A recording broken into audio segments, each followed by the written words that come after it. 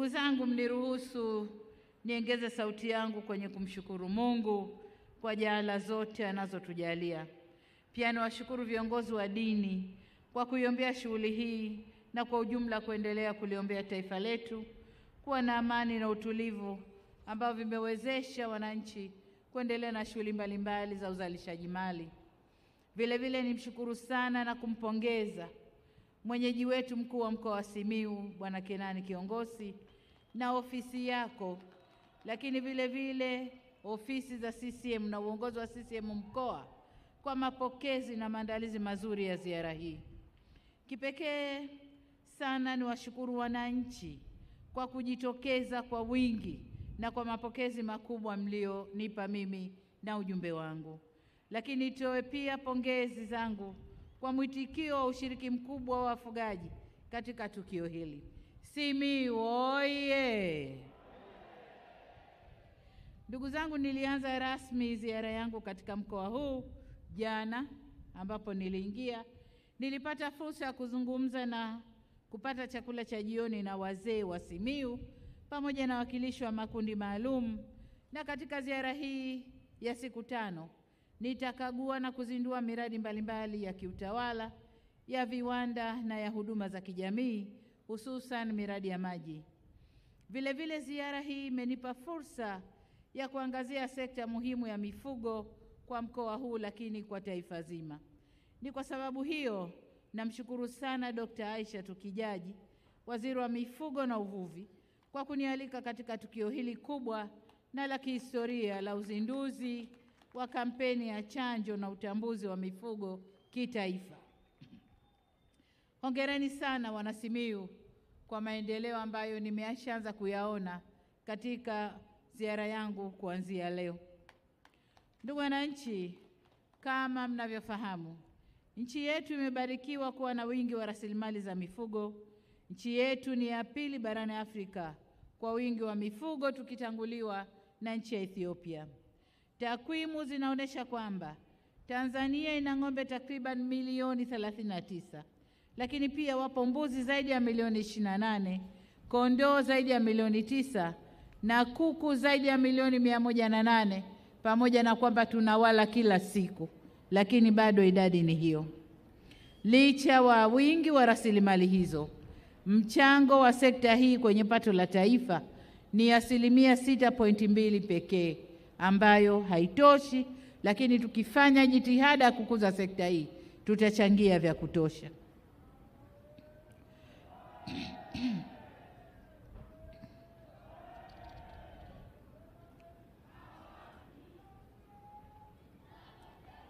Haya, asanteni hamasa. Asanteni hamasa. Niseme kwamba sababu mojawapo ya sekta ya mifugo kuwa na mchango mdogo, la kwanza ni kutokutambulika na kutokutumika vyema kwa rasilimali ya mifugo tulionayo. Tulikuwa tunafuga kienyeji, tunafuga kama ni mila na desturi zetu, ni kazi yetu kufuga. Lakini tulikuwa tunafuga kama fahari yetu, kuwa na ng'ombe wengi ni fahari yangu. Lakini hao ng'ombe hawakuzalishi, hawakuletei. Tuna ng'ombe tunaishi nao, nilimsikia waziri asubuhi akisema kwenye mahojiano, tunaishi na ng'ombe miaka 20-15 mpaka tunatoa majina ya shangazi zetu na babu zetu tunawapa ng'ombe, lakini wenyewe hawatuzalishi kitu. Sasa ufugaji huu haukuwa unatija. Lakini tulipoanza jitihada ndogo tu ya kuanza kushughulikia sekta hii, mauzo ya mazao ya mifugo ni kama yalivyotajwa, na pengine mimi nitakwenda kuyataja kule mbele. Tumeanza kufaidika na sekta hii ya mifugo. Ndugu wananchi, ili kufikia lengo lile tunalokusudia, serikali imedhamiria kutokomeza magonjwa ya mifugo nchini, ambayo na ndiyo maana leo tunazindua mpango huu wa miaka 5 wa 2024-2025, 2028-2029 wa chanjo na utambuzi wa mifugo kitaifa ambao umeandaliwa na serikali. Katika kutekeleza mpango huu, serikali imewekeza kiasi cha shilingi bilioni 216 kwa ajili ya kampeni ya chanjo na utambuzi wa mifugo. Na hapa kwa dhati kabisa nataka niwapongeze na niwashukuru wafugaji wote Tanzania. Nisisitize kuwa katika mpango huu wa miaka mitano kuanzia mwaka wa fedha 24-25 hadi 29, magonjwa ya mifugo yanayolengwa ni yale yenye athari kubwa kimkakati ambayo ni homa ya mapafu ya ng'ombe, sotoka ya mbuzi na kondoo na mdondo kwa kuku. Sasa ili kutokomeza magonjwa haya, gharama za kuchanja mifugo zitachangiwa baina ya serikali na wafugaji wenyewe. Tutakwenda nusu kwa nusu ili kumpunguzia gharama mfugaji. Lakini kwa upande wa pili, gharama za kuchanja kuku zote zitabebwa na serikali. Maana yake ni nini? Maana yake ni kwamba tumeanza kutoa ruzuku kwa wafugaji. Tumetoa ruzuku kwa muda mrefu kwa wakulima, tumetoa ruzuku kwenye korosho, mbolea, viuatilifu, dawa za kupuliza, lakini vivyo hivyo kwenye kahawa na kilimo chingine, aina nyingine za kilimo. Lakini kwa wafugaji tulikuwa hatujaanza, sasa tunaanza kutoa ruzuku tukianza kwenye chanjo. Mifugo oye! Ndugu wananchi, nimefarijika kwa namna ambavyo Wizara ya Mifugo na Uvuvi imejipanga kutekeleza programu na maelekezo mbalimbali yanayolenga kuwasaidia wafugaji ili watumie na kunufaika ipasavyo na fursa zilizopo katika sekta hii. Nawapongeza kwa kubuni mpango huu utakaowezesha wafugaji kuongeza uzalishaji na tija katika shughuli za mifugo. Mpango huu vile vile utawanufaisha wadau mbalimbali waliopo kwenye mnyororo mzima wa thamani katika mifugo. Ni matarajio yangu kwa kampeni ya chanjo ya utambuzi wa mifugo kitaifa itakuwa chachu kutokomeza magonjwa ya mifugo na kuongeza uzalishaji, lakini vile vile kuwezesha nchi yetu kuwa na kanzidata ya mifugo na kujua hadhi zao wakati wote.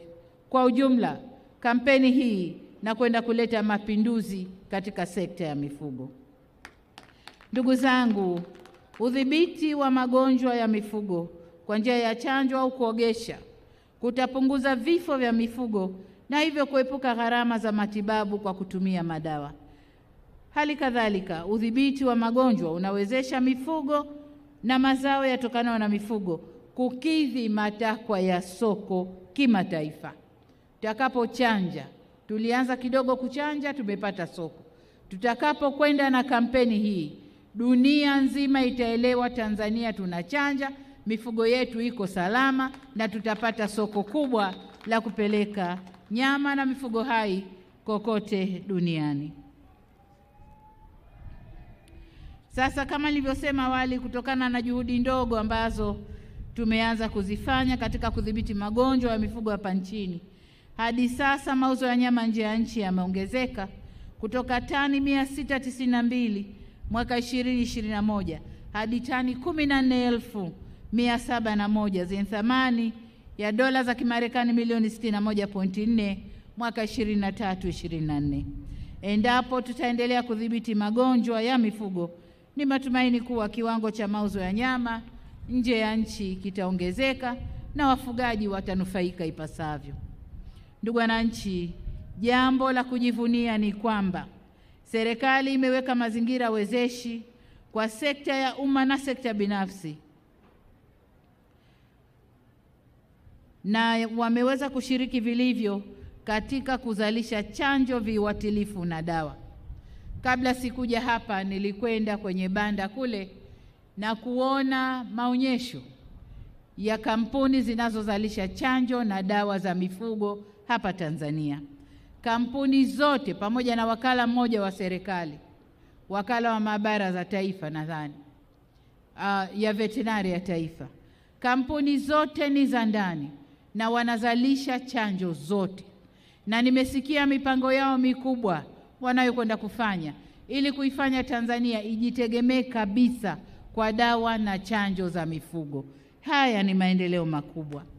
Lakini kwa upande mwingine nimeikuta kampuni ambayo inazalisha hereni za mifugo zile watakazovishwa kwa ajili ya utambuzi. Yote haya yanafanyika ndani ya Tanzania. Hili ni jambo la kujivunia sana.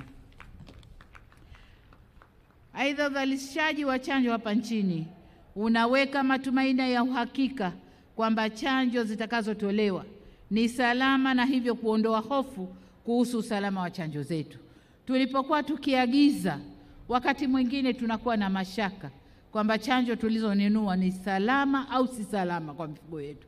Lakini kwa sababu chanjo hizi zinazalishwa nchini, wazalishaji watasimamiwa ipasavyo kuhakikisha chanjo zinazotolewa ziko salama kwa mifugo yetu.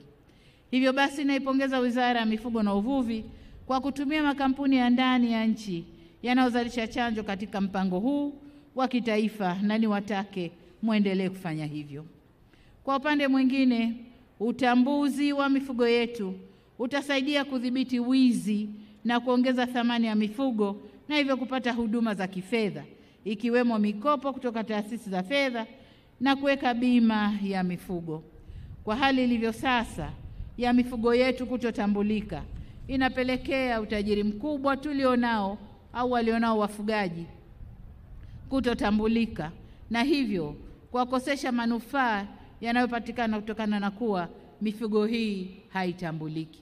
Lakini tutakapoitambua, kila mkulima au mfugaji tukijua ana mifugo mingapi, ina thamani gani, ni rahisi kwake kutumia mifugo yake kuweka dhamana, akachukua mkopo, akafanya biashara nyingine au akakuza biashara yake ya ufugaji. Kwa hiyo hii ndio faida ya utambuzi wa mifugo yetu. Ndugu zangu, kama ilivyo kwa chanjo ya kuku, serikali pia imeamua kugharamia uwekewaji wa hereni kwa mifugo yote nchini, na hivyo wafugaji hawatachangia chochote.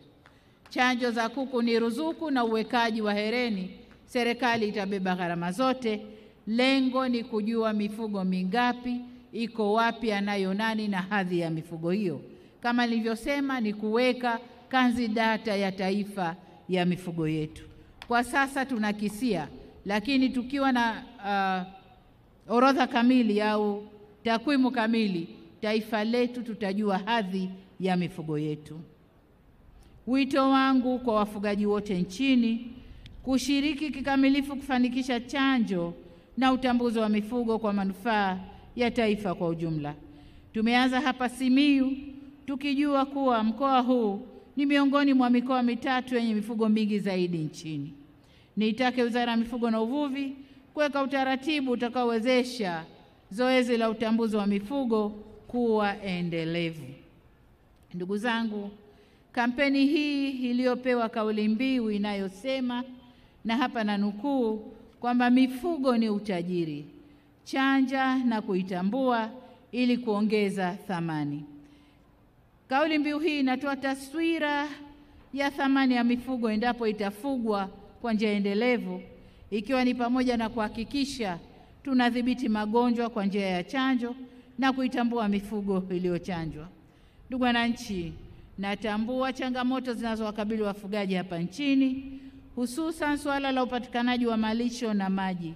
Naomba niwahakikishie kwamba serikali inaendelea kufanya jitihada mbalimbali ili kupunguza changamoto hili.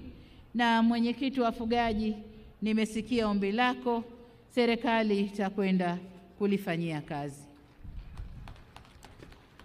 Ndugu wafugaji, maeneo ya malisho yatakapotengwa yanapaswa kuendelezwa ili kuhakikisha yanakuwa na malisho ya mwaka mzima. Nichukue nafasi hii kuwaelekeza wafugaji kuanza kufanya uendelezaji wa maeneo yanayotengwa kwa ajili ya mifugo.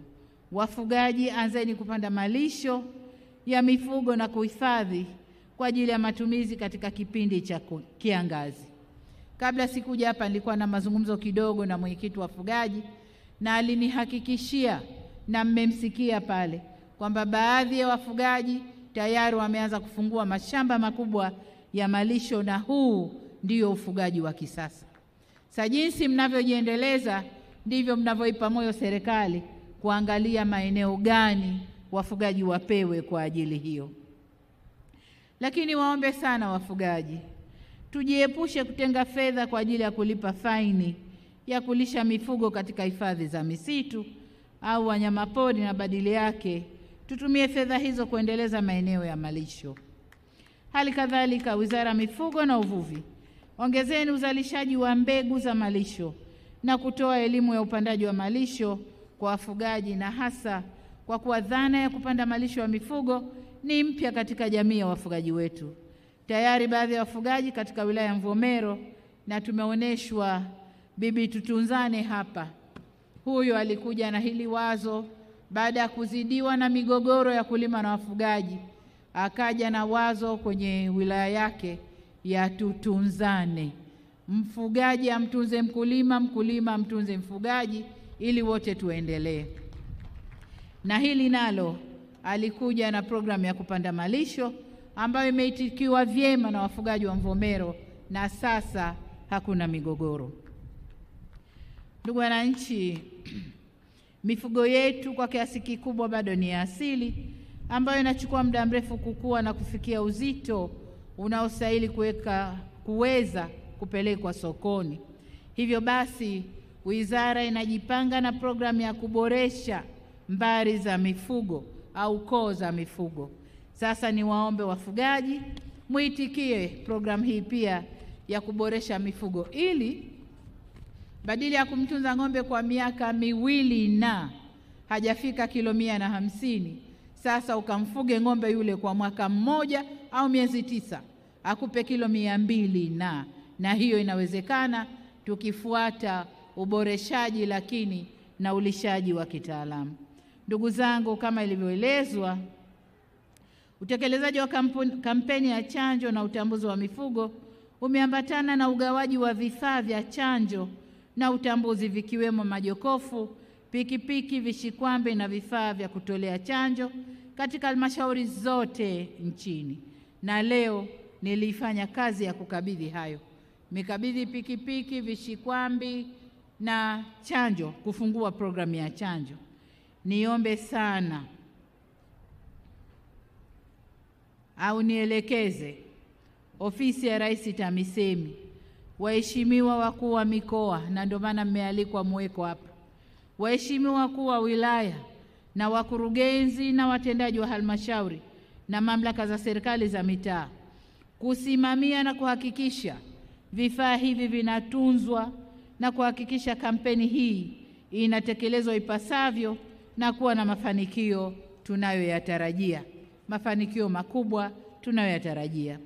Ndugu zangu, nimejulishwa kuwa jumla ya wataalamu wa mifugo takriban 3800 watashiriki moja kwa moja katika kampeni kwenye maeneo mbalimbali nchini.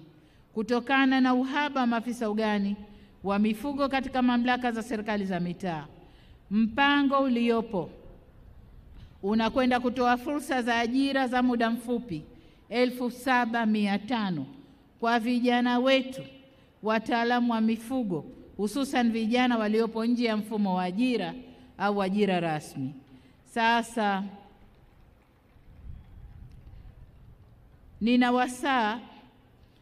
ninawasihi watambue kwamba wamekabidhiwa jukumu kubwa hilo, wakahudumie mifugo yetu kwa weledi na uzalendo ili kupata matokeo yanayotarajiwa. Tukifanya vinginevyo, tutakuja kulaumu wazalishaji wa chanjo, lakini kumbe uchanjaji umekosewa. Kwa hiyo niwaombe sana wale wote watakaoshiriki kwenye zoezi hili wafanye kadri watakavyoelekezwa na wataalamu. Hatutarajii kujitokeza kwa uzembe katika kuhudumia maisha ya mifugo yetu. Aidha, kwa mara nyingine tena niwatake wafugaji kujitokeza kwa wingi kupeleka mifugo katika maeneo ya zoezi la chanjo na utambuzi. Ndugu wananchi, kwa namna pekee nitumie fursa hii kuwashukuru na kuwapongeza wadau wetu wa maendeleo kwa namna ambavyo mnaendelea kushirikiana na serikali katika kubuni, kuandaa na kutekeleza mikakati na mipango mbalimbali inayohusu sekta ya mifugo. Vile vile nipende kuipongeza vyama vya wafugaji kwa kuwa mstari wa mbele na kutoa ushirikiano mkubwa katika kufanikisha zoezi hili ambalo tunalizindua leo. Aidha, natoa rai kwa wadau wetu wa maendeleo, mashirika yasiyo ya kiserikali, wadau wa mifugo na wafugaji kuendelea kushirikiana na serikali kutekeleza mipango ya kufanya mageuzi kwenye sekta ya mifugo.